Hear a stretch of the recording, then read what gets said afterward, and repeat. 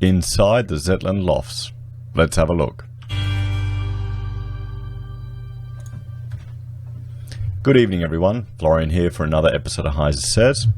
Stein in hand, as always, and I thought we would look at this article because it'll give us some insight into the inside, literally, of the lofts at Zetland, which were abandoned 8 months ago.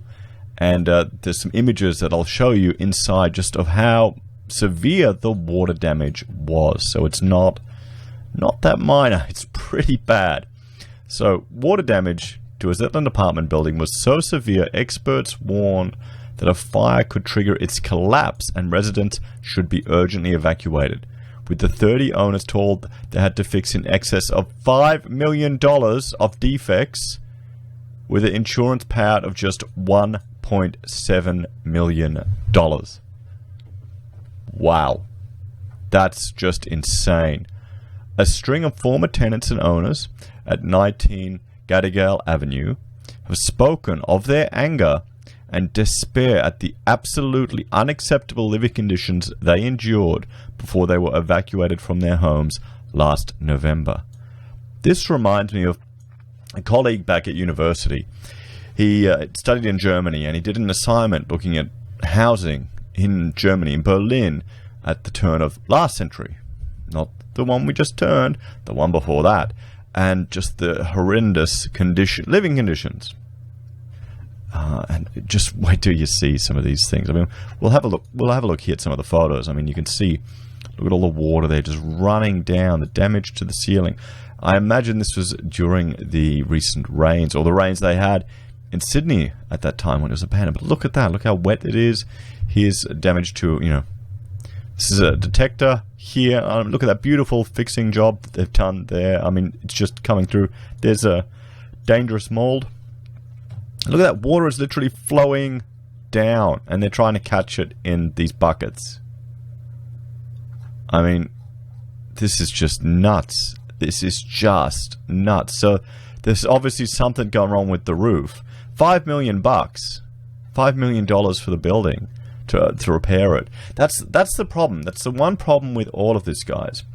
The one problem with all of this is that sometimes to do rectification work, well, no, actually all the time to do renovation work, extensions, rectification, actually costs more than just building from scratch, because it's more of a pain in the ass, just even getting the materials there, working with stuff, working around the existing things. It's expensive. It's expensive. So that's why when people, build a house and then want to get an extension, they're shocked at how much the extension is because of the costs associated with working around existing conditions. Wow, $5 million. So they recount having to live with chunks of plaster falling from the ceiling, widespread outbreaks of dangerous black mold, rotting carpet and floorboards, and water streaming through the ceiling like a waterfall. The Herald revealed on Wednesday that Zetland building has remained empty for 8 months since it was quietly evacuated over the water and fire safety defects. So I'd be putting money that this is a roofing issue, you'd hope, with the amount of water, coming through there. I mean, that's... damn.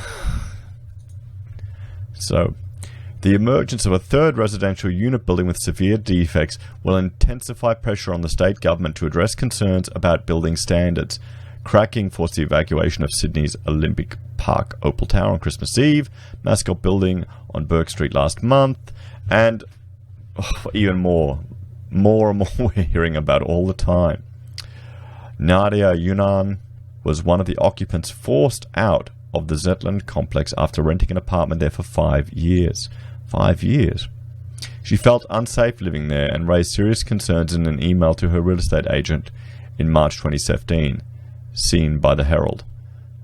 So, well, why did she stay there? She should have left and made complaints. Well, we'll never know. Or maybe we will. Maybe we're about to find out. And with that, I'm going to have a sip of coffee. I've never seen this building in such a state of sorry disrepair as it is today, she complained. The building had heavy mold with chunks of plaster falling from the ceiling every time it rains. Okay, so it's a roof issue. Someone mentioned maybe a box gutter issue. I mean, in Australia, box gutters are terrible. People don't know how to build them. And people probably don't know how to design them either. There are multiple fire alarms or lights within the hallway that are seriously corroded and clearly out of order as they've been exposed to water, she wrote. Well, that's enough to mean the building isn't fit for occupation. It's a life safety risk there. The floor is constantly slippery with excess water, which now pools around my front door. To leave it as it is absolutely unacceptable for the residents. See, do people not appreciate the legal requirements of the owners of the building when they're renting it? None of this is acceptable. You could have walked out right then and there and then probably taken them to court for relocation costs. Maybe. Miss Yunan complained that a glass security door had been left unlocked for 6 weeks. The lift had been shut down. She had videos of water streaming like a waterfall from the ceiling. The hallways were littered with buckets to catch the water, and then that sat there and turned it into a mosquito Hilton. She said, oh, this is the kind of garbage we get charged $650 a week to live in. $650 a week. I was lucky that as a tenant I could just walk away from this bombshell. Yes, that's the thing. That's the thing. People are commenting going, just don't buy. Don't buy. Invest in something else. Just rent and invest in something else. Maybe that's the way to go. I mean, look at that. Look at this damage, the rotting. Wow. And we saw the video yesterday, some images of the construction of it. The building was not overly complex or sophisticated, you know? So it's not suitable for habitation in its current state. No, it's not. It is not. It is not healthy. Because the black mold and things like that can cause health issues. An email trail shed some light on how the saga has unfolded since the loft apartments were constructed a decade ago as part of the multi-stage Garland development. Early owners recall a whole bunch of defects right from the start. One of the first residents to move in, who did not wish to be identified, entered his new home in 2009 to find the fire alarm left hanging from the ceiling, the automatic blind and towel hanger broken, and a glass slat window unable to be closed in the cold. Oh. Tenants who subsequently moved into the apartment complex were told repairs on the building were imminent, which convinced many to overlook its poor state. But one new tenant was shocked to find about half a litre of water would leak below when the upstairs showers were being used. What the? So, wait a minute. So it's not just an issue with the roof then. It is an issue, and I'll bring up Google Earth Pro so we can have a look at it. It's an issue with the waterproofing in the shower going from the apartment above to the one below. That's just insane. That's just basic construction there. What is happening to this place? Let's just jump in and we'll have a look here. Nope, we're not looking at me. We're looking at this here. And see, I'm leaving pins on here. Wait, nope, sorry. I mean, look how close they are. Look at all these issues in Sydney. How many more are we going to find? How many more are we going to find? And this is just a construction issue. This is just a construction issue. So, come in here. You can see, I mean, here's the building, and I'll zoom back. One more back. There we go. It's that one. There we go. And you can see the construction of it here. So if this is someone in a lower apartment when the shower was used above coming down, or the shower above coming down to there, that ain't good. That is not good at all. That's a serious issue. Because I mean, look at this, guys. We're not talking a huge building. We're talking, what, 4 stories, probably 1, 2, 3, 4 stories. Not that much more than the 3 stories we were recommended to buy by the ABC in that article, which makes a lot of sense. But when you're talking 3 stories, I'm thinking a 3-story walkout with brick, you know, good old-fashioned one, not this. In 2011, the Owners Corporation launched a claim against the builder, Garland Builders Proprietary Limited, and the joint developers of the project, Garland 204 Proprietary Limited and Garland 204 Retail Proprietary Limited. Oh boy, I wonder what happened to those companies. The case threatened to unravel in 2014, 5 years ago, as the owners were told the companies were being wound up and deregistered. Well, there you go. I was actually going to look that up, but I mean, what surprise is there for that? See, this is how I got done. The guy who owes me 15 grand on this restaurant job, he'd signed it with a different business to the new one. I didn't realize. I didn't check. Wasn't smart enough. You know, live and learn. Live and learn. Could have bought some nice gold with that money. Could have. Should have. Didn't. Anyway. But they successfully settled an insurance claim in March 2018 for $1.7 million on the condition the insurance company was released from all further liability. So there you go. That's another thing to keep in mind, where you think that, you know, you've got insurance so you're safe. No, you don't. Not necessarily. They'll fight. They will fight every tooth and nail that they can. And sometimes it's just easier to settle. Because look at this, if they had issues from when it was constructed in 2009, nearly a decade later, that's how long it took them to settle? I don't know when that case started, but still. Well, no, 2011, so 7 years later. Wow. A few months later, a contractor embarked on $1.2 million worth of repairs, with owners to temporarily be moved out as the works were completed stage by stage. Okay, good. But, oh no. But in August 2018, owners received a letter advising unanticipated structural and fire defects have been discovered by the contractor. Latent conditions. Latent conditions. See, this is the problem with releasing people from further liability. This is the problem right here. This is the problem from giving guarantees and warranties for future liability as well. This is because if there's some latent conditions that were covered up, that were not exposed when they signed this off, I'm assuming this is the insurer for the builder or for another party, but if that means they're not liable for this, you're buggered. You're screwed. Structural and fire defects. Oh no. Oh no. The situation rapidly escalated. In October, the new law firm acting for the owners' corporation, Chambers Russell, I think the lawyers are the only ones that win in this, aren't they? They're the only ones that win in this.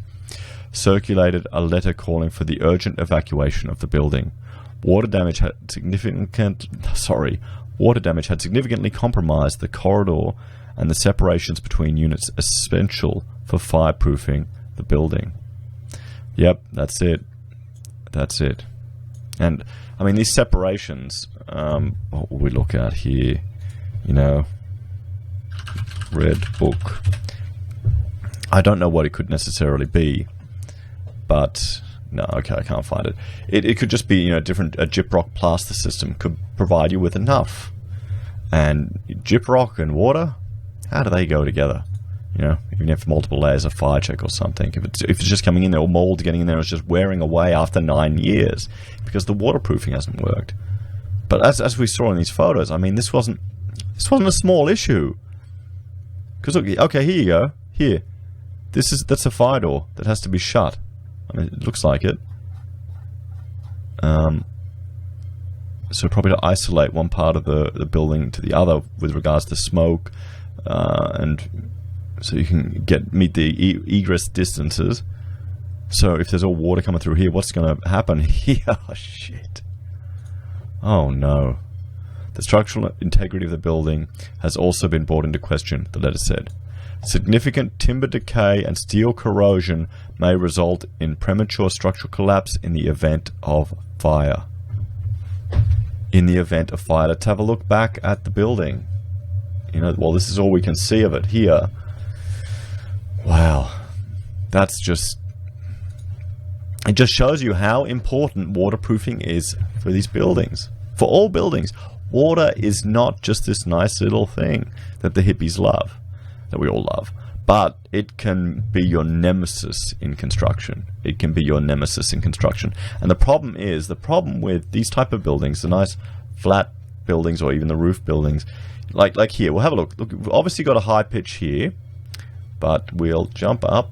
We'll exit street view. So let's do the best we can here. So we've got, where is it? That's the high pitch, so that's sloping down that way. And we've got a lower pitch this way. So, look at it again. So obviously it looks like we've got a low pitch coming here. Is there any downpipes that we can see? Is it picking up water at the front? No, it's not. It's looking flat. I don't like it. See, this is the problem with some of these funky designs, is keeping the water...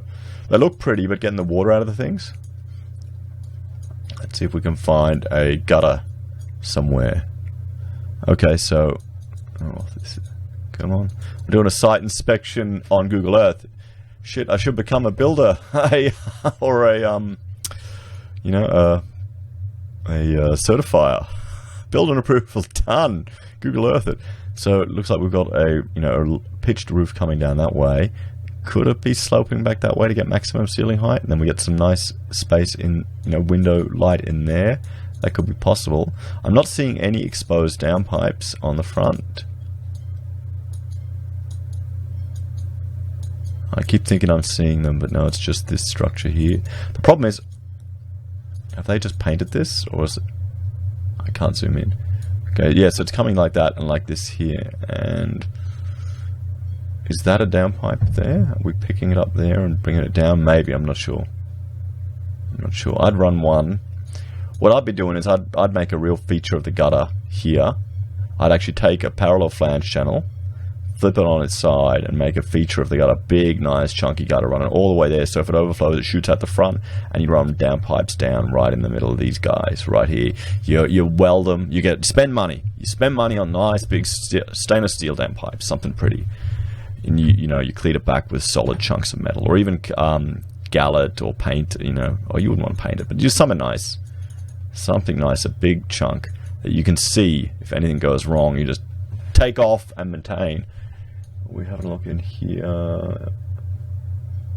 No, I need to get some more plans, I think, if we can see here. But so yeah, there's some serious issues in this building then.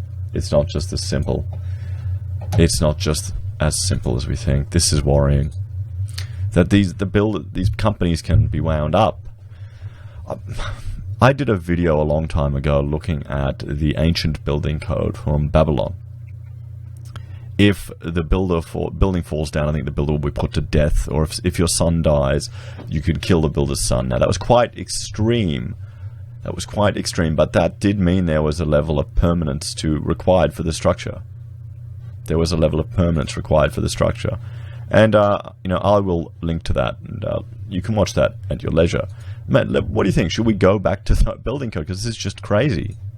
So, experts have, back to the article, experts have unequivocally stated the strata scheme is not suitable for habitation in its current state, as it poses a serious risk to the health and safety of all occupants. At an information night, residents were told that with the newly discovered defects, the cost of fixing the building was likely to be in excess of $5 million and potentially substantial more. So they almost have to write off the whole building. It almost would be worth to just demolish the site, sell it as scrap. The Potts Point-based directors of Garland 204 Proprietary Limited, Philip Bartlett and Janet Pennington, did not respond to a request for comment. So this is some great work here by the team at the Herald. This is really good that they're, well, pulling this out, finding these people and reporting on this. You know, we have to commend them for doing that. But it's just really sad that it's getting to this state, that this is happening. Guys, this is terrible. This is just utterly shocking. So I'll keep you updated the more I find. Please like, share, and subscribe. Ding the bell to see my... Well, at the moment, I'm trying to do 3 updates a day. We'll see how I go. And you let me know what you think, guys. Bloody hell, yeah. I'm just looking at the image now, trying to see if I can find a downpipe anywhere. Let's jump back up. Jump back up here in the... If anyone has the drawings for this, could you get them to me? I'd love to see them. Because, you know, so that's running... Is it a box gutter? Oh. Is it a box gutter? It could be a box gutter. Oh no. Oh shit. Well, I bet you it is. I bet you it is. That's how they got that nice sharp edge here. It's a box gutter. I'd put money on it. They're running a box gutter right up the middle of the bloody building, and it's causing all this damage. Wow. That sucks. That really sucks. If those of you who don't know what a box gutter is, I'll just type it into here, box gutter, into Google for you. I mean, you can have a look here. So here's an example of a box gutter. Well, this is kind of one. This is at the edge of a building, box gutter replacement. Here's it at a parapet. You can see here. Oh nope, I'm not showing you because I've merged to it. You can see here. Here's examples of it. They're box gutters where this is an eave gutter here, where the water, if it needs to overflow, if it backs up, if like a football or something gets stuck in the pipe, the water can flow out over the edge and not damage it. Whereas in a box gutter like this, it's all internal. What it'll do is it'll get to the point where it goes back underneath the sheeting and underneath anything they've got under there, and eventually starts seeping in. Unless there's another pipe, you need to have overflow pipes, like 2 pipes for every one, so to just make sure you get the water out. And sometimes you even have a redundant gutter underneath if you're doing it well, but that'll cost extra. You've got one here, you can see that one there. So yeah, guys, that's what it looks like. If anyone knows for certain, please let me know. But yeah, like, share, subscribe, and I'll talk to you later. Bye for now.